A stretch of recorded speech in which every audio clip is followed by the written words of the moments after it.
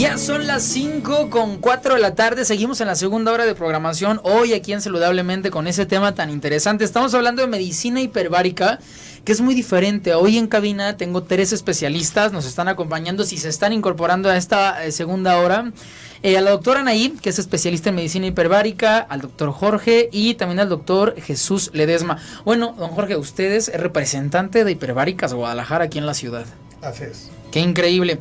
Estoy muy asombrado por toda la información que nos acaban de dar en la primera hora y también me alegra ahora, doctor Jesús, que ya tienen una línea para el tratamiento del pie diabético donde se hace un diagnóstico y se le da el control y el seguimiento de toda la enfermedad al paciente que llega con esta patología con ustedes como especialistas. Digo que es una buena noticia, ¿no? Me imagino que en hospitales de seguridad social debe de ser muy complicado para alguien que vive con esta enfermedad, pues llevar el seguimiento.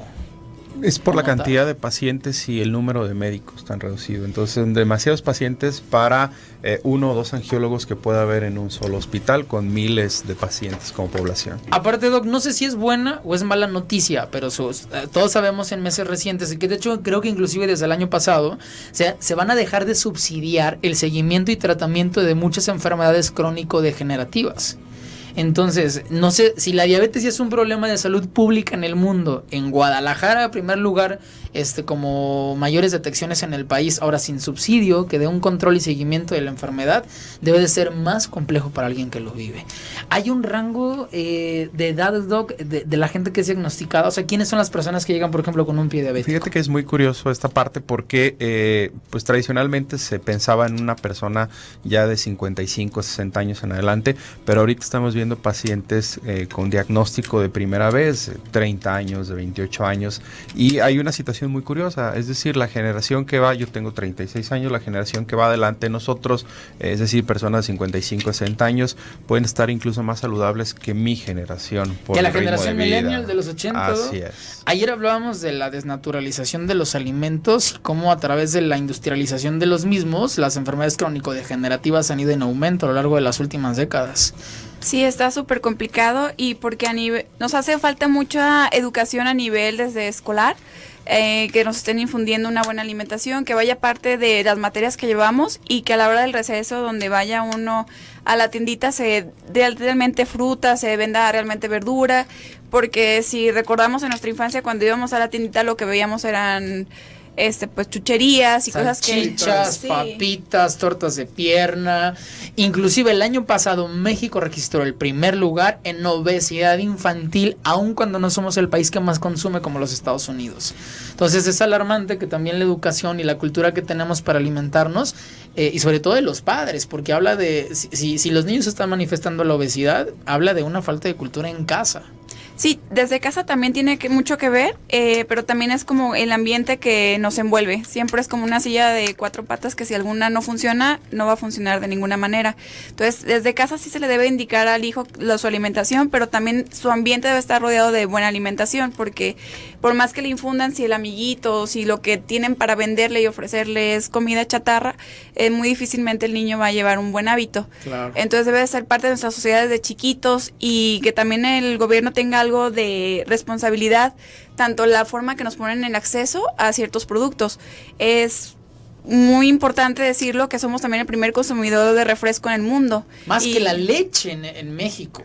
O sea, consumimos más refresco de cola que leche. Que a mí la leche no me parece un alimento tampoco saludable, pero hablando en parámetros de refresco con leche, digo, también es asombrosa esa estadística. Sí, es impactante. Entonces tenemos que ver de que mucha gente dice que es algo económico, pero si vemos lo que cuesta realmente un refresco en comparación a lo que te puede costar otro tipo de verdura, realmente no tiene comparación una cosa con la otra. Entonces es mucho de tener una educación y de tener el hábito de tener una buena alimentación y que vaya teniendo el niño cierto gusto por ciertos alimentos. Creo que ya nos regresó el WhatsApp. Ahora sí que es problema mundial, ¿verdad? Así parece. Todos aquí estamos preocupados. De hecho, redes sociales están. Se los voy a dar por si alcanza a llegarme o recuperar un mensaje: 33 10 19 07 12. Bueno, y además aprovecho para enviar un saludo a quienes nos escuchan en diferentes ciudades, inclusive en la Unión Americana, los mensajes que nos dejan aquí en cabina. Y hasta Cuernavaca, al señor Luis da Silva y al señor Ulises, qué bueno que nos sintonizan. ¿Saben de la buena programación Y les dejo un saludo hasta por allá, al sur de la Ciudad de México. ¿Conoce por allá, Doc? Cuernavaca y Tequesquitengo. La ciudad de la eterna primavera. El eterno calor, caray. Ahorita ya están como yo acabo de estar hace unas semanas. Ahí ya se acabó la eterna. Eso fue en los 80s. Ahorita Cuernavaca es el eterno sol de 39 a 40 grados. Sí, es impresionante. Si en la noche, 8 o 10 de la noche, registran temperaturas de 32. Digo, yo soy feliz, ¿no? Pero hay gente que no le gusta el calor. Y les dejo un saludo hasta por allá. Bueno, quedamos que WhatsApp no servía, no, parece que todavía no. Falsa alarma. Nos vamos a quedar con muchísimas preguntas fuera para responder. Doc, para la gente que nos sintoniza, tengan o no diabetes, vivan con en familia directa con un familiar que tenga o que viva con la enfermedad. Usted como médico especialista en este tema, ¿cuál es la mejor recomendación que le da a...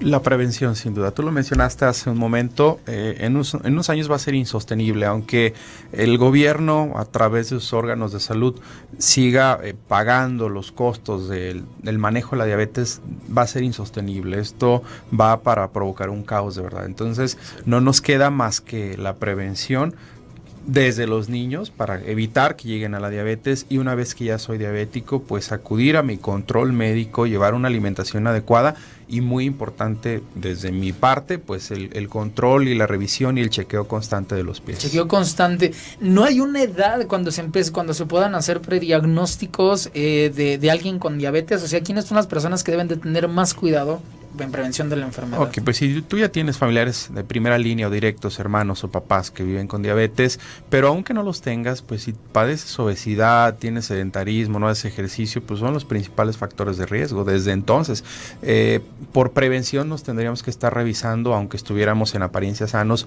una vez al año y haciéndonos exámenes de detección. Claro. De esa manera evitaríamos llegar a todo esto. Desgraciadamente no se hace, no se tiene esa cultura. Y lo peor es que todavía cuando ya se sabe, cuando la persona ya tiene un diagnóstico y su médico le dice tienes diabetes, aún con el sobreaviso de que se vive con la enfermedad, difícilmente hay un control. Yo conozco gente con diabetes que no es dependiente de la insulina y que no tienen los mejores hábitos para llevar el control o garantizar por lo menos la salud o la longevidad a corto, mediano y largo plazo. Sí, por desgracia, como lo mencionamos hace un rato, por situaciones culturales en nuestro país, somos muy dados a hacerle caso a mil cosas, al vecino, a la comadre, y no seguir las indicaciones del médico. Nos ha tocado pacientes que se niegan rotundamente y dicen yo no soy diabético y yo me voy a controlar o yo voy a hacer que baje mi glucosa con tal producto natural. Claro. Entonces esto nos lleva a que cuando ya las complicaciones realmente están presentando, pues no hay mucho que ofrecerle al paciente. ¿Le ha tocado ver niños, adolescentes o jóvenes con pie diabético? No, en adultos. En niños es generalmente complicado. En adultos. Así es. En adultos jóvenes, pues ya pacientes desde 35, 40 años, como lo comentamos hace un ratito también, que ya los efectos o el daño arterial es muy avanzado. Híjole. Digo, si las arterias se cierran, si se pierde esta calidad cardiovascular entre los 65 años... De manera natural o fisiológica a partir de los 60 o 65 años. Si se tiene diabetes con detección desde los 40, híjole, deben de tener un cuidado tremendo. ¿No? Sí, la historia natural de la enfermedad de un paciente que es diagnosticado de nuevo, de primera vez con diabetes, me habla de que a los 20 años ya comienzan este tipo de complicaciones muy severas. Es decir, el paciente puede sufrir complicaciones cardiovasculares, como lo que mencionamos, la necrosis de alguna de sus extremidades, infartos cardíacos, infartos cerebrales, daño a nivel renal, pérdida de la vista, así es, derrames. También entra como cardiovascular. Así es. Trombosis, hay dos, que es trombosis y una que es muy similar. Se me fue el nombre ahorita. ¿Entran también como daños cardiovasculares? Son eventos, se llaman evento vascular cerebral, y que puede haber evento vascular cerebral hemorrágico o isquémico, es decir, se tapa una arteria o se revienta una arteria y esto provoca una hemorragia. Híjole, qué complicado. Vamos por la primera pausa de esta primera hora. Pues ahora sí que nos quedamos sin vías de comunicación. Yo voy a tratar de hacer la mayor cantidad de preguntas, haciendo la voz del público, intentando entender qué es lo que quieren escuchar y cuáles son las dudas que queremos saber. Ya tenemos contraindicaciones. Me gustaría hablar un poquito, siguiendo el lazo de las contraindicaciones. Dijimos que hipertensión, o sea, un hipertenso o una presión no controlada. pacientes que padezcan epilepsia, pero que hayan presentado en los últimos 3 meses una convulsión o un hemotórax no tratado. Nos explica que es hemotórax regresando, Doc. Seguimos hablando de medicina hiperbárica. Hoy aquí en Saludablemente nadie tiene WhatsApp, así que ni se preocupen por enviarnos un mensaje, pero pues pueden utilizar redes sociales. Les comparto las redes que ahorita reviso en el corte para que nos puedan dejar un mensaje. Radio Mujer Guadalajara en Facebook y Radio Mujer 1040. También pueden seguirnos como... Híjole, no, tu balance ya se descontinuó. Por ahora solamente Radio Mujer Guadalajara en Facebook y Radio Mujer 1040. Quédense con nosotros, seguimos con medicina hiperbárica, hoy aquí en Saludablemente.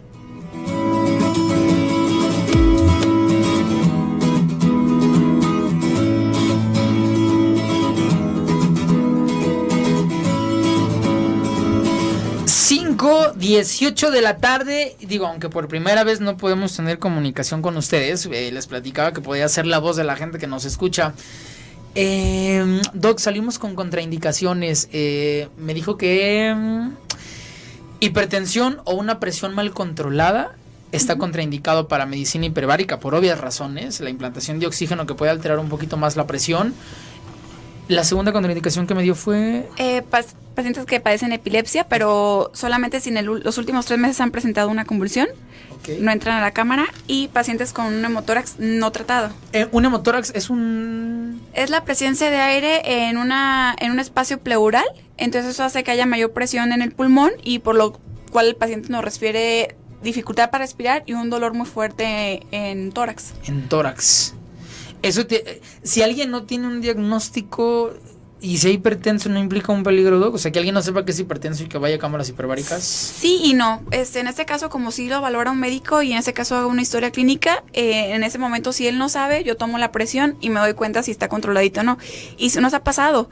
No te puedo decir que seguido, pero a lo mejor un 10% que llegan y nos niegan que son hipertensos y a la hora de que estamos en la exploración física les tomamos la presión y salen con alguna de las dos presiones elevadas y ya los mandamos a que vayan a un médico que les lleve un control que se requiera o de instancias, dependiendo de la presión o la cifra que tienen, le indicamos algún tipo de antihipertensivo. Claro. Pero sí ya se les indica el camino a llevar, que sí ha sucedido. Estamos lamentando que el gremio médico, colegas de ustedes, no tengan todo el conocimiento. Inclusive, si los propios hospitales de seguridad social tuvieran... Digo, porque el subsidio creo que lo hay, ¿no? Ahora me toca, aquí en Guadalajara hace poco se inauguró un hospital con tecnología de punta en Tlajomulco y tenían el subsidio y la infraestructura para poner la más alta tecnología. Si tuvieran cámaras hiperbáricas dentro del área de recuperación en tratamiento, ¿es posquirúrgico? Sí, posquirúrgico y en prequirúrgico en pacientes que fuman, por ejemplo. Pero siempre y cuando no tengan enfisema pulmonar, les va excelente porque ayuda a que su recuperación sea mejor y en caso de que sea un injerto a que lo acepten de una mejor manera. A ellos les va excelente que lo tomen antes de la cirugía y posquirúrgico cualquiera que no tenga una contraindicación es buen candidato a entrar a la cámara. ¿Una persona con EPOC sí está contraindicada también para cámaras hiperbáricas? Sí, enfisema pulmonar, sobre todo ya cuando son oxígeno dependientes, cuando ya está muy fibrosado el pulmón y no expande de una manera adecuada, está contraindicada la cámara hiperbárica. Sí, a lo mejor están todavía sin tanta complicación y solamente tienen un poquito de fibrosis, de hecho les va muy bien la cámara, se sienten mejor porque ayuda pues a limpiar un poquito la sangre que ellos la tienen tan contaminada. Por eso hay que tener se tiene una valoración previa antes. Inclusive me imagino que en la toma de presión ahí puede diagnosticar ustedes si hay presión descontrolada aquí. Sí, la presión sí, y por ejemplo en caso de enfisema pulmonar tenemos saturación de oxígeno y siempre vemos que el paciente tenga mayor de 95% de saturación de oxígeno. En caso de que no, averiguamos qué está sucediendo, le revisamos campos pulmonares, incluso hay quien si tienen antecedente de tabaquismo o que personas que cocinaron con leña o que estuvieron expuestas a ciertos tóxicos por ya sea su trabajo, etcétera. A esos pacientes antes de entrar a la cámara se les pide una radiografía de tórax para ver que estén bien y puedan entrar a la cámara hiperbárica. Sin problemas. Híjole, el pie diabético, nos decía algo que se pueden hablar horas y horas y horas y horas de esta enfermedad. Sí. Y hablamos que lo mejor es la prevención, que se pueden tratar cualquier tipo de lesión. Alguien que tiene diabetes, ¿qué circunstancias o fenómenos necesita para que desarrolle el pie diabético? ¿Cuáles son todos los síntomas que se tienen que reunir para que empiece el problema, Doc? Las dos vías principales, como lo dijimos en la primera hora, el daño en los nervios, además del daño en las arterias, que me condiciona a una disminución del oxígeno, es decir, llega menos oxígeno, llega menos sangre al pie y finalmente algún traumatismo, algo que provoque una lesión en la piel. O sea, tiene que presentarse, por ejemplo, yo conocí una persona que perdió el pie, que era diabético porque pisó un clavo. Entonces la infección corrió tan rápido que en cuestión de semanas tuvieron que amputar una pierna completa, de lo complicado que fue. O sea, tiene que haber una herida de un diabético. O sea, tiene que tener traumatismo, golpe, accidente, algo que genere una lesión. Así es. Para que se produce la lesión por alguna causa, el paciente tiene el daño en sus nervios, tiene el daño en su circulación, y no solamente esto es a nivel del pie, pero evidentemente es un paciente cuyas defensas no trabajan de forma adecuada. Mira, voy a explicarlo de manera muy sencilla. Todas las heridas de mi cuerpo, cualquiera de ellas, tienen un proceso de cicatrización, absolutamente todas. Hay 4 etapas, las 2 principales son la etapa que llamamos inflamación, que es cuando vamos a limpiar la herida, y después de esta etapa viene algo que llamamos granulación, es decir, cuando ya se va a cicatrizar, cuando se va a formar la cicatriz en sí. Y te pongo un ejemplo muy sencillo. Si tú quieres construir una casa, va a ser imposible que la construyas si el terreno donde lo quieres hacer está sucio. Tienes que limpiar. En una herida es exactamente lo mismo. Jamás va a poder, cicatrizar una herida si no está limpia. En un paciente que vive con diabetes, el problema es que hay infección, que las células de defensa no están actuando de manera adecuada. Entonces, tenemos que actuar en primera etapa para ayudar a esta inflamación, así lo llamamos. La gente de pronto piensa que inflamación es algo que está rojo, caliente, gordito, no, y la inflamación es un proceso de defensa de mi cuerpo. Entonces este proceso de inflamación me ayuda a limpiar la herida, y una vez que se limpió, entonces vamos ahora sí a la cicatrización. En ambas etapas la terapia con oxígeno hiperbárico nos ayuda para combatir las bacterias de una mejor manera, y una vez que ya se limpió y que ya quitamos la infección, nos ayuda para formar vasos sanguíneos nuevos y para que se forme la cicatriz de mejor manera. Supongo que es muy complejo lo que le voy a preguntar, pero ¿sabe exactamente qué es lo que hace el oxígeno biológicamente en el cuerpo que acelere ese proceso? ¿Qué es lo que estimula el oxígeno en la célula que permite que se recupere? ¿Actúa sobre plaquetas, sobre linfocitos, sobre proteínas? ¿O qué es exactamente lo que sucede que repara? Ok, las funciones del cuerpo a nivel celular, las funciones de la célula necesitan de oxígeno para la producción de energía, principalmente a nivel de las mitocondrias. Okay. Cuando nos hace falta el oxígeno, cambiamos de algo que llamamos metabolismo aerobio, es decir, un metabolismo con oxígeno, a un metabolismo anaerobio, un metabolismo sin oxígeno, para poder producir energía. De otra manera, cuando ya no se produce energía y cuando se muere la mitocondria, entonces pues, ya es imposible que esa célula pueda vivir. Entonces el oxígeno, o en este caso la terapia con oxígeno hiperbárico, nos ayuda a ese nivel de organelos en la célula, principalmente a nivel de mitocondria. Y ya cuando hablamos específicamente de cicatrización, nos ayuda a través de las células de defensa. Muchas de las bacterias que nos contaminan o nos infectan una herida son bacterias que viven sin oxígeno. En hipoxemia. Exacto. Entonces, si las ponemos en un medio lleno de oxígeno, es más fácil combatir la infección. Voy a poner un ejemplo hasta absurdo. Sucede en las peceras. Las peceras no se contaminan cuando tienen oxígeno. No porque los peces, yo creía de niño que los peces necesitaban oxígeno. Y no lo contiene el agua. O sea, el oxígeno sirve justamente para que las bacterias salgan. El cáncer después es hipoxemia también celular, ¿no? Cuando una célula cancerosa. ¿No? Bueno, no exactamente hipoxemia. Hipoxemia por definición es una disminución en la cantidad de oxígeno en la sangre. Eso es por definición, o técnicamente eso es, disminución en la cantidad de oxígeno. El cáncer, todas las células tienen un proceso de vida y de autodestrucción o de muerte programada que llamamos apoptosis. En el caso del cáncer, lo que sabe es que estas células cambian ese ciclo, se vuelven más fuertes que las células que están junto a ellas, y por lo tanto pues crecen de una forma desmedida, pero no exactamente es que haya una hipoxemia. Hipoxemia. Es muy diferente lo que me acaba de decir hipoxemia a hipotoxia. Hipoxia. Yo creo que un poquito vas encaminado como a lo que se está refiriendo y últimamente se ha escuchado más, que dicen que el cáncer es porque el cuerpo está un poquito alcalino, acidificado y sin oxígeno. Acidificado y sin oxígeno, y es lo que se ha ido manejando un poquito y que tratamos de revertirlo. Ahora sí ponerlo un poquito alcalino, y por eso recomienda tomar agua con limón, etcétera, para convertir esto en el cuerpo. Es lo que se toma como tal, pero como explicó el doctor, como definición de cáncer o que no está funcionando, es una célula atípica. diferente a todas las demás células que hacen una función normal. Okay. Esa célula típica no tiene una función sino solamente dañar y requerir ciertos nutrientes que no van a la zona que requerimos. Entonces, como tal, por definición el cáncer sí, pero si hay una oleada que lo maneja como usted lo dijo. Doc, digo, y quise hacer como este ligue para preguntarles si pacientes con cáncer son candidatos o habría algún tipo de función benéfica en una cámara hiperbárica. Me parece excelente tu pregunta y aunado a toda esta oleada que comentas, porque por definición y por cómo lo manejan, sí, la baja de oxígeno, a lo mejor el oxígeno ayuda y revierte un poquito el cáncer o puede ser preventivo para el cáncer. Lo que se ha manejado y lo que la literatura dice es que la cámara hiperbárica de mano con una quimioterapia o con la radioterapia es excelente, les va muy bien, potencializa el efecto de los dos, el paciente se recupera más rápido. Ahora, cuando el paciente está recibiendo algún tipo de radiación, ellos empiezan con complicaciones pulmonares, un poquito también de complicación a nivel de vejiga. Entonces, lo que hace la cámara es revertir todos los efectos secundarios que están recibiendo con la radioterapia, pero me parece un poco triste que la mayoría o algunos pacientes que no se quieran tratar con quimio o con radio busquen en la cámara hiperbárica la solución o una forma de erradicar el cáncer. Okay. Y eso creo que está en nuestras manos, en las personas que estamos manejando la cámara hiperbárica, en infundirles que tienen que llevar su tratamiento, como está indicando el oncólogo, de la mano de la cámara hiperbárica para revertir todos estos tipos de complicaciones. Okay. Ahora, hay un tipo de cáncer que por nada del mundo entra a la cámara. Él es el linfoma. De esta manera... ¿Ganglios?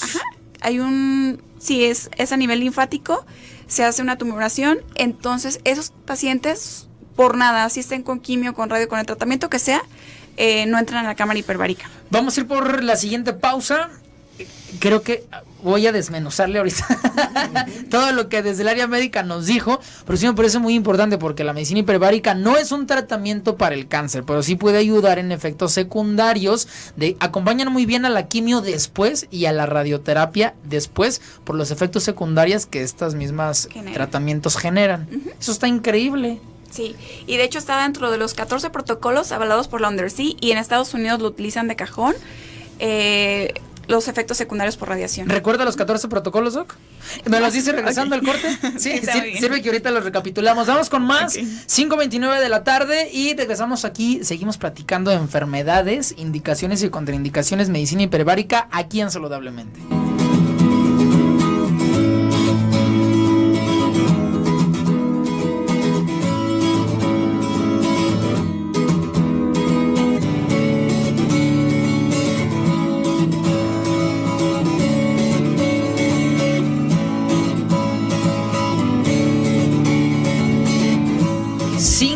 .33 de la tarde. ¿Qué más tenemos que saber de este amplio tema de medicina hiperbárica, Doc? O sea, ¿qué les parece que la gente tiene que conocer para que se pueda acercar a esta tecnología tan benéfica y, bueno, también tan pequeña? Creo que estamos en pañales en cuestión de medicina hiperbárica en el mundo. ¿Saben de algún país que sea como líder en esta medicina? Bueno, en Europa en ciertos países lo utilizan muchísimo y de hecho nosotros últimamente, sobre todo en estos últimos meses, hemos tenido mucho paciente extranjero que ya se quedaron aquí a vivir a Chapala o Jijic y que nos comentan que ellos la utilizaban, ¿no? Por ejemplo, los pacientes que hemos tenido actualmente, ellos radicaban en Francia y nos decían que ellos así, o sea, tomaban cada 6 meses sus sesiones de cámara hiperbárica y lo tenían como control preventivo y son pacientes sanos. Entonces hay ciertos países donde hay más cultura, donde están más conscientes de la prevención y ellos son los que más toman la cámara hiperbárica. Nosotros nos basamos mucho en Estados Unidos, pues como somos México, que dependemos gran parte de ellos, y es por donde nos basamos, y ellos sí lo utilizan mucho, y ellos sí tienen sus 14 protocolos, y ellos tienen una sociedad que lleva los lineamientos, qué enfermedades sirven, que no, aseguradoras que de cajón los pagan sí o sí en esas patologías. Entonces hay muchos, pero todavía estamos en pañales aquí en México. Un poquito se está viendo en Argentina, que tienen ya más la cultura de la cámara hiperbárica, pero pues principalmente en esos. Recuerda, los protocolos son para el tipo de enfermedades que se aplica cámaras hiperbáricas, eran 14, Doc. Sí, son 14. Te voy a decir los más comunes. Los alcance a recordar.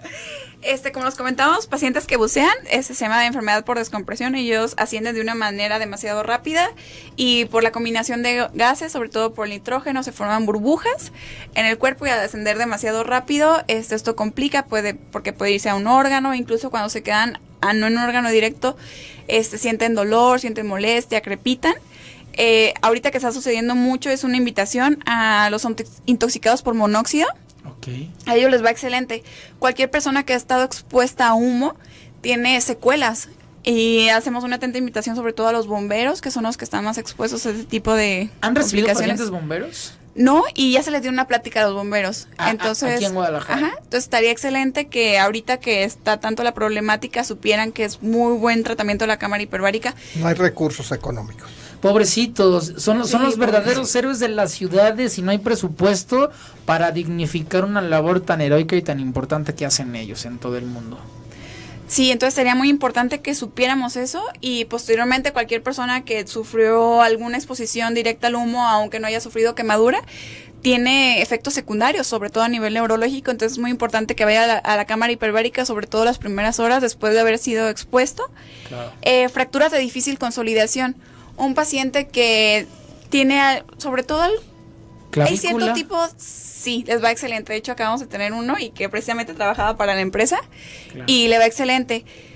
Y sobre todo pacientes que a lo mejor tienen una complicación para que no se genere de manera adecuada lo que es el osteoclasto, los osteoblastos que ayudan a la formación y remodelación del hueso, son candidatos excelentes para entrar a la cámara hiperbárica y llámese pacientes que están inmovilizados o que por alguna manera su cuerpo no se regenera de una forma adecuada.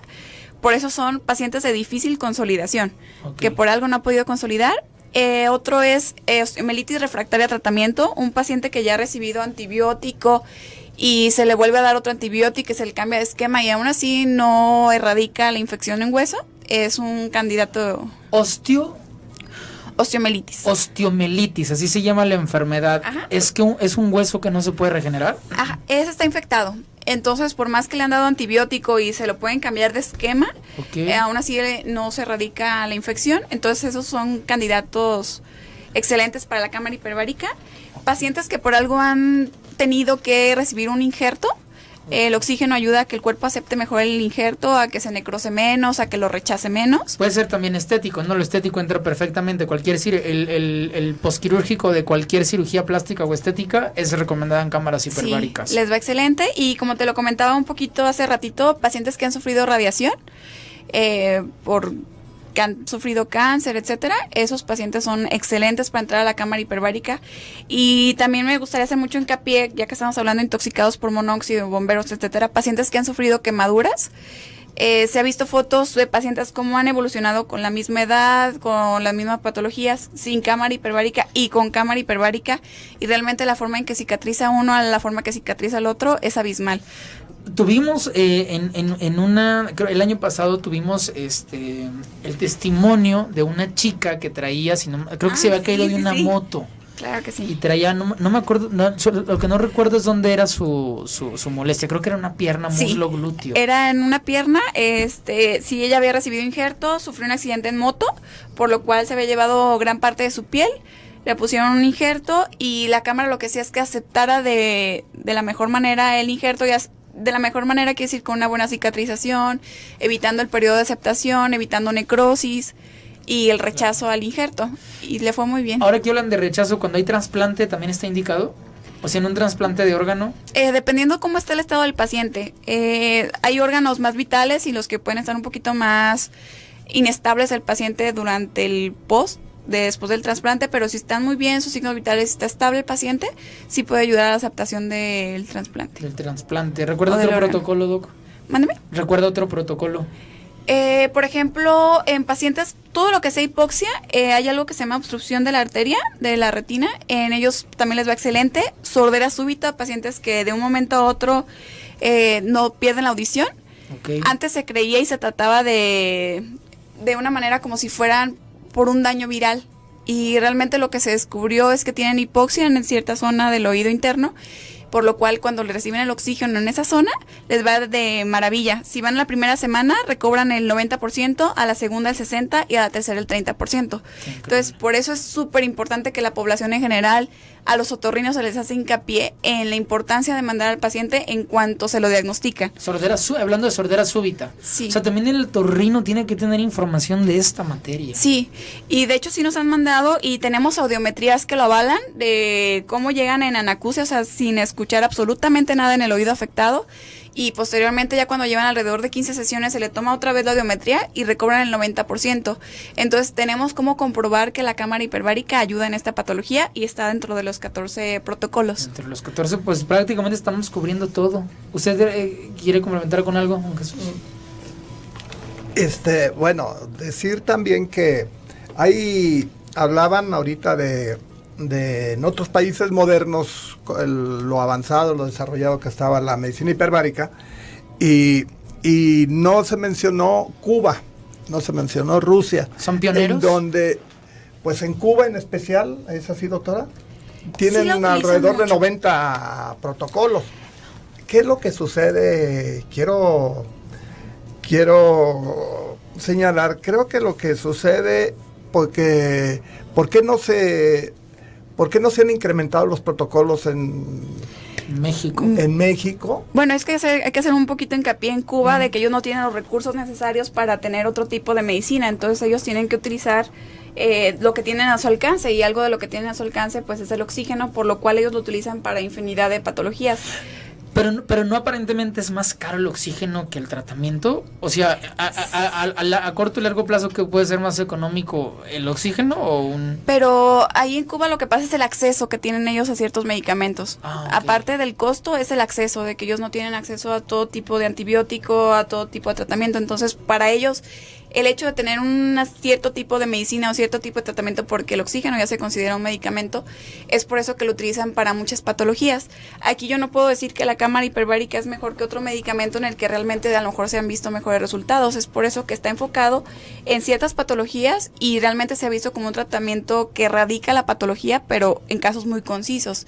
Claro. Y por las circunstancias de este otro país, es por eso que lo utilizan para muchos. Pues de 90 a 14 protocolos deben de tener toda la innovación, aparte que Cuba es capital médica, ¿no? En investigación a nivel mundial. Sí, de hecho ha capacitado y ha tenido infinidad de buenos doctores, y muchos mexicanos se han ido a hacer la especialidad en Cuba. Exacto. Y les va excelentes, la verdad que sí son muy buenos. Qué increíble. Doc, con la diabetes, totalmente recomendada para personas que tienen... Si alguien no tiene pie diabético pero vive con la diabetes, ¿cuántos tipos de diabetes hay, Doc? ¿3? Bueno, las más conocidas, diabetes tipo 1, diabetes tipo 2 y la diabetes gestacional. Gestacional, o sea, desde el embarazo el producto viene. El niño no viene diabético, es la mamá, exactamente. Y en algunas situaciones, algunos casos también, esa mujer que padece diabetes durante su embarazo termina el embarazo y muchas de ellas continúan con la enfermedad. ¿En el embarazo se puede aplicar cámara hiperbárica o también hay contraindicación? No hay una contraindicación como tal, pero no hay estudios. Siempre el embarazo se prefiere cuando haya muchísimo beneficio para el riesgo, llamándose en todo tipo de medicina, desde algo para la gripa, desde algo para la tos, lo que tú quieras darle a una persona embarazada, tiene que ser mayor el beneficio que el riesgo. Entonces se trata de que solamente cuando sea algo extremo, y hay publicación de que comenta precisamente en Argentina que una vez hubo un incendio donde realmente corría peligro la vida y el producto, donde sí las pasaban a las personas embarazadas, donde realmente se vio que no tenía ningún efecto secundario, pero no por eso quiere decir que las vamos a pasar a todas. Ajá, las embarazadas y nada de eso. Entonces, si me preguntas, yo no las pasaría, al menos de que sí hubiera algo realmente que ameritara pasar a la cámara hiperbárica. Ok, vamos por la última pausa y regresamos con las conclusiones de cada uno desde el punto de vista de la diabetes, con todas las enfermedades y protocolos que nos menciona, y también don Jesús como representante de esta materia aquí en Guadalajara. Regresamos con más, quédense con nosotros, últimos minutos, 5:44 de la tarde, siguen escuchando Saludablemente.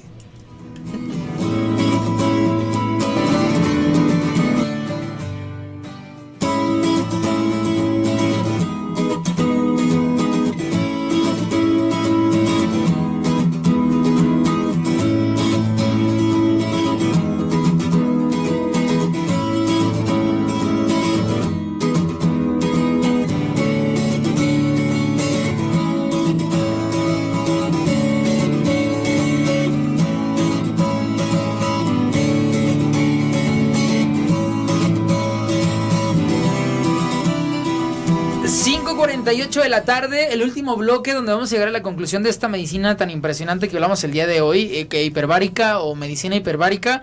Ya llegó el WhatsApp, así que si pueden mandarme sus mensajes 3310-190712 y lo poco que alcanzó a llegar en esta pausa que tuvimos, les comparto. Me dicen, este fue de antes. Hola, saludos a todos. ¿Qué opinan de los productos? Es bien interesante, que se están vendiendo y dicen que contienen oxígeno, inclusive unos que son muy buenos para la cara, como el oxígeno líquido, que se le pregunté antes de entrar, Doc. Sería magnífico que existiera una absorción por medio de la piel del oxígeno, pero realmente lo único que hemos visto beneficios es cuando es vía sistémica. Eso quiere decir que lo estamos inhalando y llega al torrente sanguíneo y al resto del cuerpo, pero no hay una absorción transcutánea. Los únicos que tienen esta absorción y que es magnífica son los recién nacidos, pero de ahí en más, los días perdemos esta capacidad en el cuerpo. Qué increíble. O sea que puede ser beneficioso, pero no a los niveles terapéuticos como lo aplica la medicina hiperbárica. Ajá, sí, a lo mejor hay un poquito de herida abierta, nos puede ayudar ese oxígeno que puede estar local, etcétera, pero cuando queremos realmente ir de manera interna y que llegue a todos los órganos y que llegue a lugares que regularmente no está llegando, la única manera es vía sistémica. ¿Opinas lo mismo, Doc? Sí, efectivamente, y como lo comentamos, pues tendría que haber estudios científicos que lo avalen realmente. Probablemente haya 1 o 2 protocolos, pero esto no significa que haya un sustento o una evidencia científica que lo avale. A lo mejor puede utilizarse el oxígeno líquido, porque yo lo he utilizado.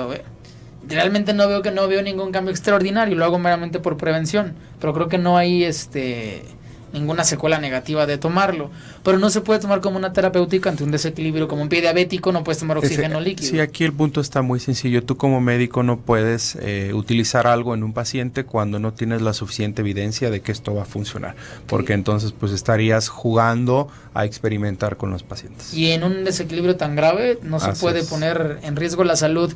Me dice, hola, buen tema, saludos. Buenas tardes, saludos, me llamo María Luisa Barrios Vázquez y me apunto.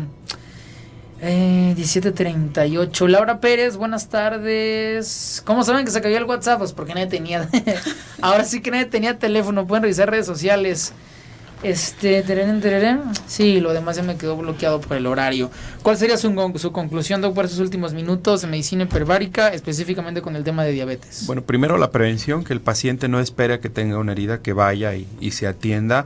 El especialista en el manejo del pie o de las complicaciones del pie es el podólogo, que busquen un podólogo que tenga su título ahí en el consultorio, que comprueben que sea alguien que pasó por una carrera, principalmente, o con su médico, el médico que es experto en el manejo del pie, y que no se espere a que llegue a la complicación. Y una vez que ya hay alguna situación de este tipo, que tengan la confianza de que la terapia con oxígeno hiperbárico va a ser muy benéfica. Funciona. Si alguien no tiene pie diabético, pero tiene la diabetes cualquier tipo, ¿puede aplicar cámaras en prevención? Sí, así es. O sea, no esperar a tener la herida, puede utilizar a lo mejor ciertas sesiones al año. Efectivamente. Como preventivo. Sí, se puede. Don Jesús. No, perdóneme, don Jorge Cárdenas. La doctora Anaí, deme las conclusiones de medicina hiperbárica. Claro que sí, yo lo que quiero que se lleven las personas es que no lo estamos utilizando para todo, que es muy bueno en ciertas patologías y en específico, y me encantaría que esas patologías que parecieran pocas, que realmente abarcamos gran parte de la población y gran parte de la problemática que hay en México, los pacientes acudieran a la cámara hiperbárica y que les quede claro que en fracturas, infecciones de hueso, cicatrización, en quemados, en los intoxicados, es buenísimo la cámara hiperbárica, y que siempre vayan a un lugar donde les digan si son candidatos o no son candidatos a la cámara, y no los pasen por default nada más por llegar a la cámara, que vayan a lugares donde sí estén un doctor atendiéndolos, donde sí les haga hincapié en qué va a sentir, cómo lo va a sentir, que estén todo el tiempo viéndolos, que estén todo el tiempo escuchándolo, que no vayan a cualquier lugar, que estén asesorados, que vean que es una cámara como tal, que alcance la presión que estamos necesitando, que tanto estuvimos insistiendo que tiene que ser mayor a 4 metros de profundidad, y sobre todo que vayan y que se metan siempre y cuando lo necesiten y les vaya a ir mejor que al no tomarlo. No hay, que es lo único que me faltó preguntarles, no hay como una vertiente estética. La medicina hiperbárica no se ha utilizado como estética, estamos hablando de enfermedades, pero en estética, mayor oxigenación celular, regeneración de células o algo de... Sí se ha utilizado, sobre todo por esta producción de colágeno, y los pacientes que por otra patología, sobre todo la infección de hueso, que han tomado N cantidad de sesiones, los de su alrededor le refieren que se le ve mejor la piel, que se le ve más hidratada, que le ven más lucidez, etcétera, y es a raíz de la cámara hiperbárica. Pero no hay un protocolo como tal que dice, pues yo quiero ir para revertir los daños que he tenido por el fotoenvejecimiento. Como tal no hay un protocolo, lo hemos visto como efecto secundario a que se han tratado por otras patologías, pero sí hay quien lo ha utilizado para esos fines. En cáncer de piel, digo, no es una quemadura, pero en cáncer de piel ¿se puede utilizar cámara hiperbárica? Sí, siempre y cuando vaya de la mano, ya sea con su dermatólogo o con el oncólogo o la persona que lo esté tratando, claro. Sí. La respuesta es sí. ¿Qué es lo más grave que les ha tocado en diagnóstico o en consulta? O sea, un caso terrible que les haya tocado, Doc. Yo creo que lo que se da más estrés es cuando está algún tejido comprometido, que está en riesgo el hecho de perder cierto miembro, cierta parte de su cuerpo. Yo creo que es lo más difícil. Una vez nos tocó una chavita que trabajaba en un molino para hacer tortillas y se llevó el dedo. No fue solamente la cámara hiperbárica, fue de la mano con el tratamiento que le dio el cirujano plástico, le quedó la mano excelente. Tenemos un antes y la fotografía antes de tomar la sesión y después de tomar la sesión con cámara hiperbárica, y el cambio de coloración en la falange fue impresionante. Me han contado que por iniciativa propia, ustedes con toda la infraestructura, la tecnología y los profesionales que son ustedes, han dado la asesoría a hospitales, a médicos, cirujanos, a hospitales particulares. ¿Cuál es la respuesta de sus colegas médicos ante la medicina hiperbárica? El cirujano plástico excelente, porque ellos me imagino que en ciertos congresos, en ciertas situaciones, o como ellos ven mucho injerto, o pueden tener un poquito más de comprometido algún tejido, ellos están empapados un poquito más en el tema, pero a lo mejor un cardiólogo, un nefrólogo, alguien que no está tan empapado de esos temas, sí puede ser como un poquito de indiferencia ante lo que estamos comentando, pero no es con mala intención, sino es un poquito que no están involucrados en esta técnica. ¿Cuántos años tienen aquí en Guadalajara? Va para 5 años. ¿Y en México cuánto tendrá la técnica? Te mentiría si te doy una cifra exacta, pero yo creo que ya lleva 3-4 décadas. 3-4 décadas. Muy poco conocido, o sea que hace falta más información tanto de especialistas como de público en general ante cualquier síntoma o problema o enfermedad de las que hablamos el día de hoy. Pues estuvo increíble, les agradezco mucho que hayan venido. Digo, debe ser, por diferentes vías de comunicación nos escuchan. De hecho, hoy me preguntaba el Doc, mañana, hoy es miércoles, jueves o viernes, pueden encontrar ya la entrevista que nos graba aquí el equipo de producción. De hecho, recuerden que si se pierden cualquier programa, váyanse a la página de YouTube, pongan el nombre del programa Saludablemente y pueden encontrar todas las entrevistas, por si quieren, porque antes teníamos repetición. Y ahora ya no hay repetición, pero nos repiten en YouTube para que puedan disfrutar de este y de otros programas a través de la red. Ahora sí, regálenos teléfono, página de internet o Facebook, la gente donde puede encontrar más información de esta medicina hiperbárica, Doc. Nuestra línea es 3630-9000 y la página que ahorita me recuerdo es consolorespirar.com. Existe otra, pero se me fue el link. ¿Me las da más despacito, Doc, para que la gente alcance? El número es 3630-9000 y tenemos otra línea que es 3630-9001. Y la página que está por internet es consolorespirar.com. Así los encuentran en internet. ¿Página de Facebook? ¿Tienen algo por Facebook? Sí, se llama Hiperbárica Guadalajara. Ahí encuentran tanto al doctor, porque los estaba confundiendo, el doctor Jesús, como a la doctora Anaí. Así es. Y a todo el equipo de especialistas de Hiperbáricas Guadalajara aquí en esta ciudad. Me imagino que reciben gente en todos lados. Sí. ¿Les toca extranjeros de todo México? Sí, sobre todo los que se quedan en Chapala o en Ajijic, nos ha tocado mucho, ¿verdad? Sobre todo últimamente. Vienen para acá, y de pues. otros estados. Y don Jesús, don Jorge, lo estaba confundiendo con el doctor Jesús. Déjame su punto de vista para terminar como representante de Hiperbáricas. Bueno, vienen de extranjeros, pero porque residen aquí cerca, ¿no? Pero vienen de otros estados y de otras ciudades. Claro. Quizás lo más importante que habría que mencionar adicionalmente a lo que ya señalaron los doctores es que tengan la seguridad los pacientes que vayan a visitarnos, es que solamente va a entrar a recibir medicina hiperbárica quien lo necesite. Si no lo necesitan, no. Exacto. Ahora, que la medicina hiperbárica le sirve a todos, nos beneficia, pero si van a buscar, si tienen en particular alguna enfermedad que no tenemos el protocolo y la seguridad de que se curan, claro, no lo vamos a meter a la cámara hiperbárica. Hacen una valoración ética y profesional de quién y no lo necesita. Sí, eso es definitivo. ¿Por qué razón en especial? Uno, por cuestiones éticas, y otro porque son los mejores, la mejor promoción que podemos tener, que el paciente nos recomiende. Exacto. Les agradezco muchísimo su visita. Al contrario, gracias, Alejandro. Queda la información aquí y en los podcasts para que la gente pueda seguirle disfrutando y tengan más información para quien vive con cualquiera de los desequilibrios que hablamos el día de hoy. Así que pues felicidades por su labor. Gracias. Ya tenemos la información para que la gente pueda acudir con ustedes. Muchas gracias. Gracias. Muchas gracias. Ya son las 5:59 de la tarde. En la producción Claudia Arias, Arturo Cervantes, que se encuentra todos los días en controles, el señor Abraham en producción y en video. Yo soy Alejandro Sánchez. Recuerden que el programa pueden escucharlo cuantas veces quieran en los podcasts de YouTube, solamente con teclear el nombre Saludablemente a través del canal de Radio Mujer. Gracias por acompañarnos de 4 a 6 de la tarde. Mañana es jueves. Mañana tengo yoga para niños. Tenemos a la representante de Yoguitos Latinoamérica en la ciudad. Y tengo otro invitado que no lo recuerdo, pero ya mañana en punto de las 4 de la tarde se los voy a compartir. Quédense con la programación de Lupita Venegas en Desde el Corazón y como todos los días les deseo que tengan excelente tarde.